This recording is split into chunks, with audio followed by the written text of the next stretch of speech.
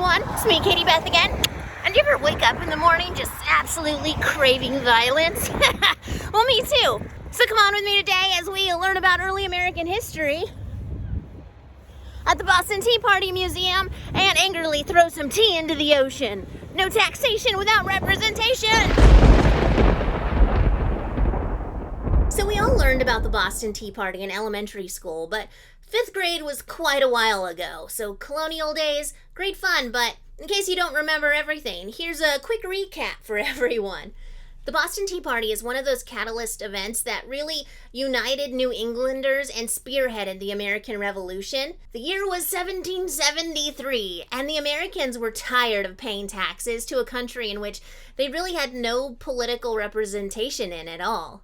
And the Tea Act, forcing Americans to pay taxes on tea that they might not have even wanted. The way the Tea Act worked is that if you were going to buy tea, you had to buy tea only from the one approved company that makes tea that King George had approved for them. And this was really the last straw. So much that the Americans would not allow the 3 ships in the Boston Harbor that were full of tea to be unloaded on the docks, because if they were unloaded, then the Americans would then be responsible for paying the taxes on that tea, and they were not gonna do it. So they wanted the ship sent back to England, wherever they came from, and saying like, hey, take your tea back, we don't want it, we're not gonna pay your taxes.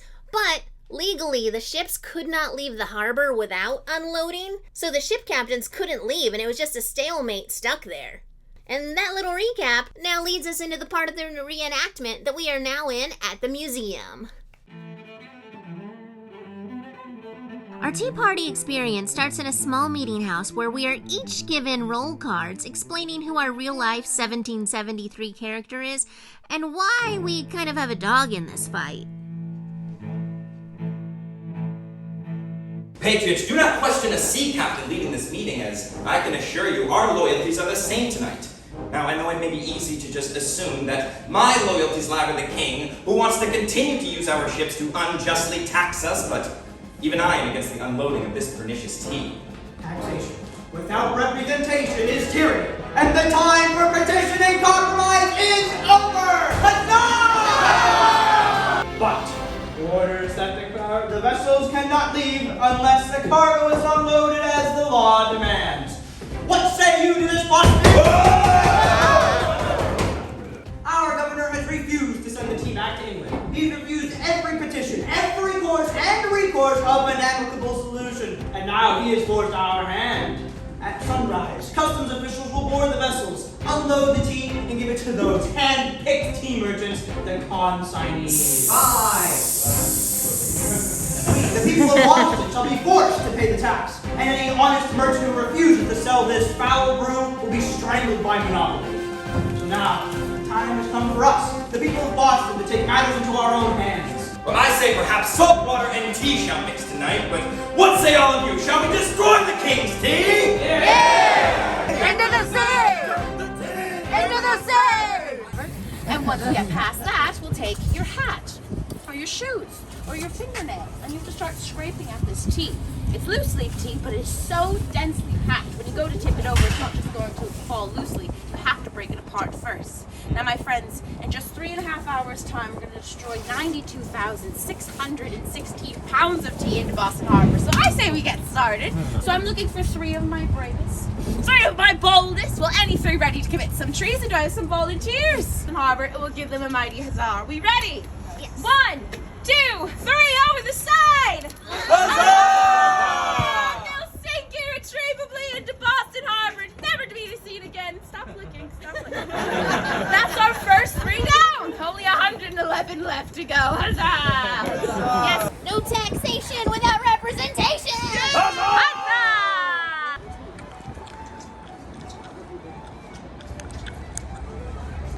Friends, I'll point to where that spot is now in respect to our location here, as it is that red brick building behind you with the green windows. That is the original spot of Griffin's Wharf.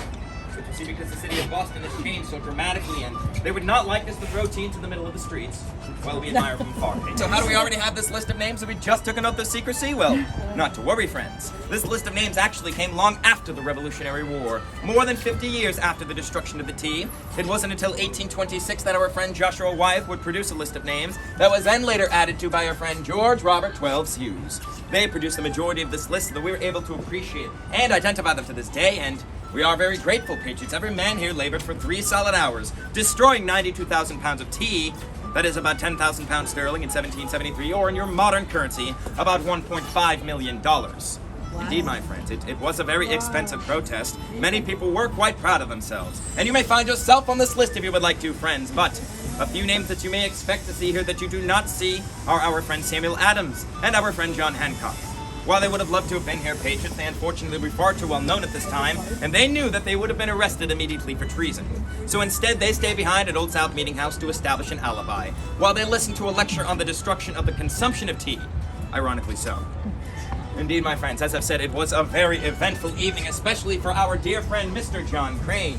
Now, Mr. Crane is one of the strongest patriots in all the lands. Legends have it told of how strong Mr. Crane is. So naturally, Mr. Crane is tasked with dealing with the 400-pound chest of tea. And indeed, in order to do so, he's below decks working with a block and tackle system, or a rope and pulley system to hoist these chests above deck.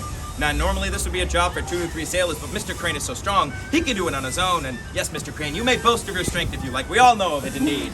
So yes, Mr. Crane is working below decks with his block and tackle system, hoisting these chests above deck, when all of a sudden, one of the chests gets stuck in the air.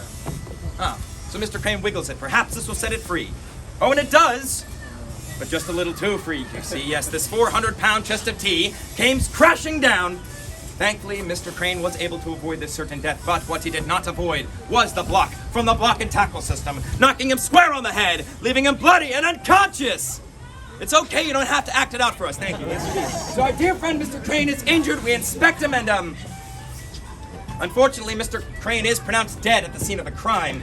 Yes, patriots, we have our fallen friend, Mr. Crane. What are we to do with our dear friend, Mr. Crane? Are there any suggestions? Shout it out! Throw him over. Throw him over? Goodness, no, we're not just gonna throw him overboard. This is our friend, Mr. Crane. And also, patriots, it's only about 2 to 3 feet of water. It's a record low king's tide. So if we throw Mr. Crane overboard, he's not going anywhere. He's just gonna sit there all night staring at us. It'd be too awkward, so no. Instead, what we do with our friend, Mr. Crane, is we pick him up gently. We bring him over to his carpenter workshop where he works. We lay him down, again, gently. And we scatter him with wood chips to make it look like an accident had occurred.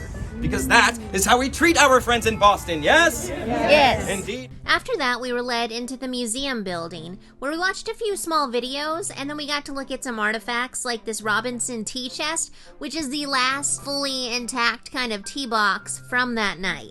So pretty cool stuff. Then we were led into the cafe, and I didn't actually buy anything here, but they had some yummy looking snacks. It's just not what I was quite in the market for.